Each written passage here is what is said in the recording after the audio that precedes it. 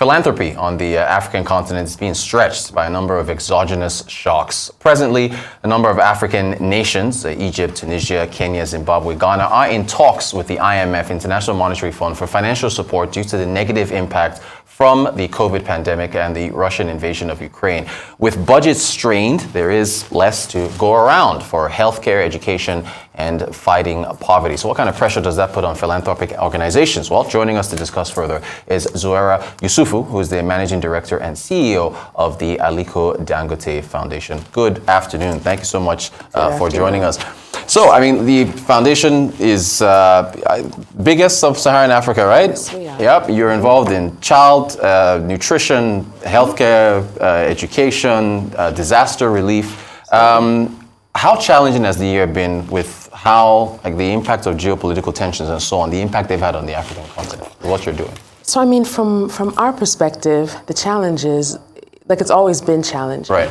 I mean, our entire raison d'etre is to bring relief to the people who are really struggling at the bottom of the pyramid. And so their circumstances haven't particularly changed. Maybe if you look at, read IMF reports or whatever, you'll see that more people have slid into poverty. But the people that we cater to, target to, the poorest people at the bottom of the pyramid are still there. And so, yes, I would say we've had challenges in the sense that it's been a little bit harder to move around. The needs have exploded. Right. And so, we have finite resources, even though we are the Aliko Dangote Foundation. Right. There's only so much that we can actually really spend every year. Exactly. And so the needs are just there. Right. And we try to do the best that we can.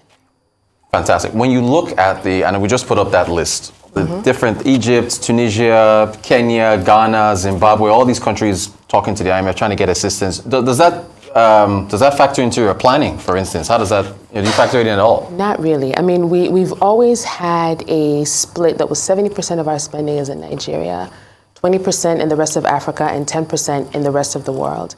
That doesn't really change based on, macro factors that are happening across the globe. And so we're not driven by either the economic issues that are, related to other countries, what IMF does, what the World Bank is doing. That doesn't really, dictate what we do. Yeah. The people that we serve are the ones that are really dictating what we do, and supporting them is what drives the work that we do. Okay. Well, see, that's why we're glad you're here, because, I guess maybe I have an idea of what your next answer is on this question.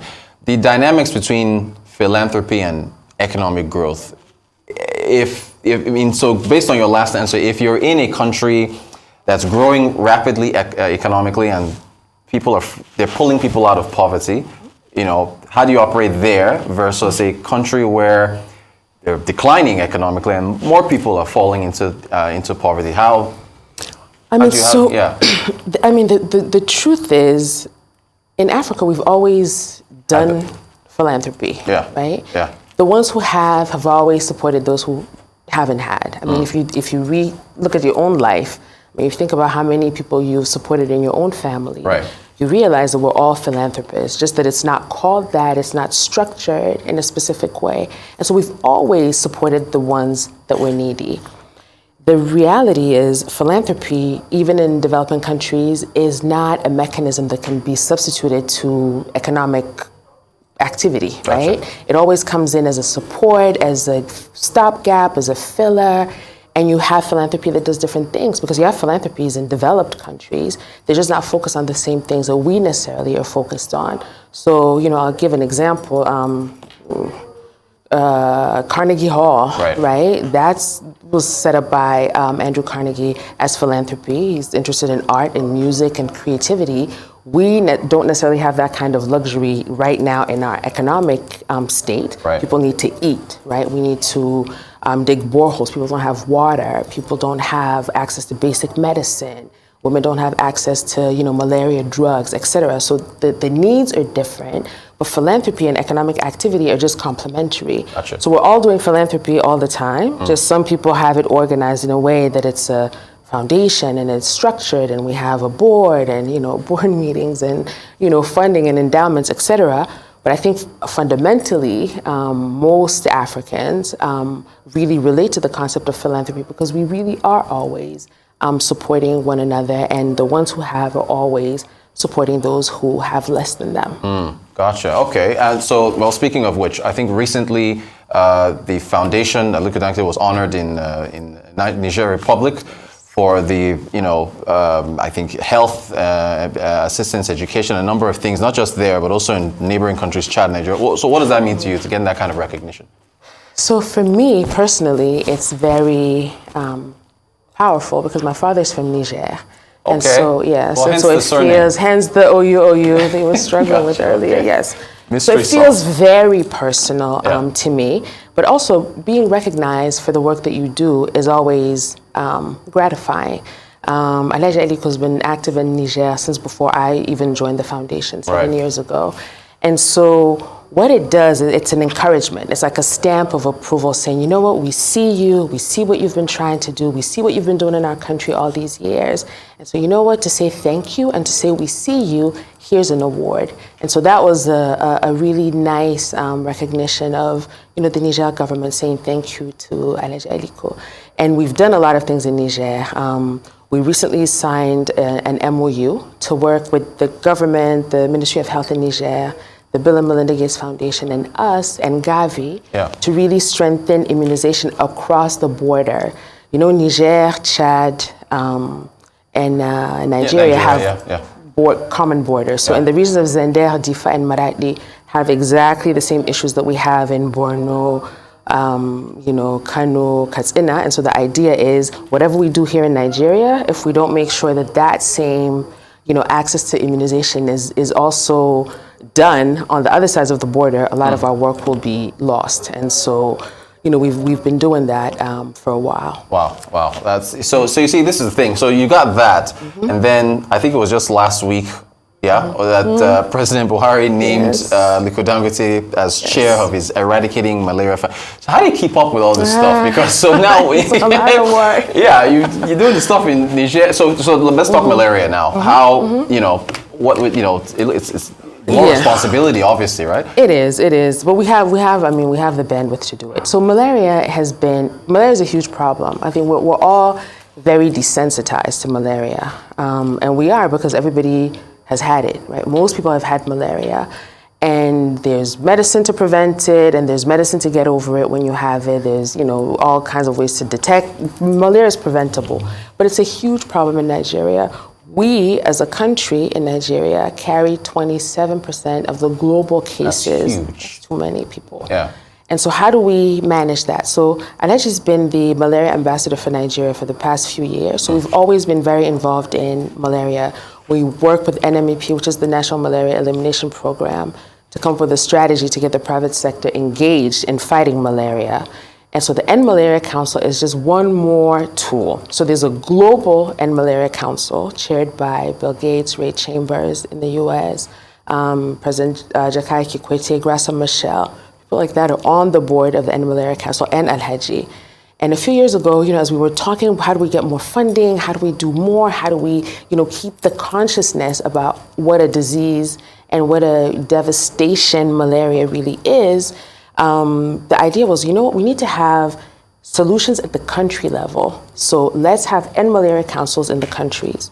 So the AU approved that, and so a couple of countries have their own End Malaria Councils, and ours in Nigeria was just inaugurated last week. And of course, I think it makes sense for Alhaji to be the chair of it, given that, he's been doing a lot. So the role of this council is to really keep the fight against malaria going, advocacy, how do we fund new treatments? How do we get access to these new malaria vaccine? How do we, make sure that inside of our companies in the private sector, more people are aware and are treating their own staff. Malaria is the number one cause of absenteeism and loss of productivity in Nigeria. Gotcha. So it's like a real thing. But it's just more work. And again, a recognition, though, of the work that we've been doing. So we see it as an honor.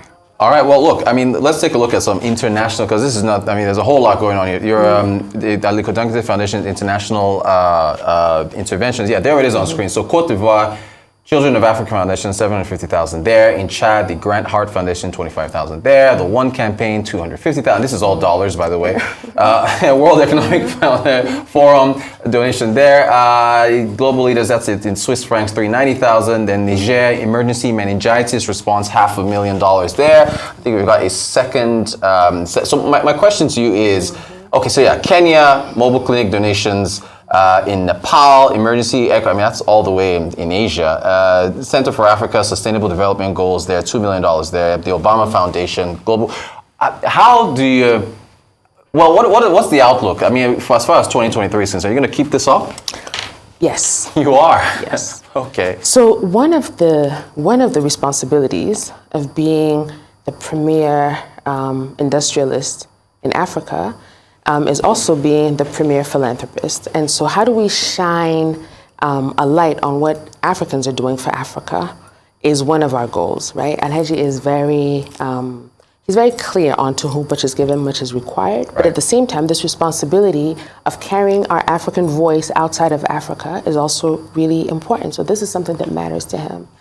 A lot of the organizations that you saw there do advocacy and do work and make investments in Africa. If I pick the World Economic Forum Young Global Leaders, for instance, we're involved how? By making sure that the African YGLs, Young Global Leaders that are chosen, the African ones automatically become Dangote scholars. And as a Dangote scholar, you get to participate in all the stuff that the other YGLs do. So we don't influence the selection of the YGLs. We want them to do their normal YGL, WEF picking of, the smartest and the most promising young people. Our role is to make sure that they have a chance to also participate in all the different activities. If you look at the YGLs from France, for instance, their government, their country sponsors them. And so they get to do all the stuff that YGLs are meant to do for the 6 years that they're YGLs. That includes trainings, trips, classes at Harvard, trips to Japan, things like that. The African YGLs weren't able to do a lot of this because it meant paying out of their pockets. So we do that for them. That's an example of making sure that African excellence is radiating beyond our own shores and beyond our own country. That's an example. Obama's foundation started this African Leaders Program. Okay, well, let's support that because the ultimate goal is for those young African people to stay here, to be here, and to help us develop our continent, because no one's going to do this for us but it's us. Great stuff. Well, we wish you guys the best of luck. Congratulations on the awards, and keep up the fight. Excellent. Zouera Youssoufou, MD, CEO, Aliko Dangote Foundation. Thank you so much for joining us. Thank you very much.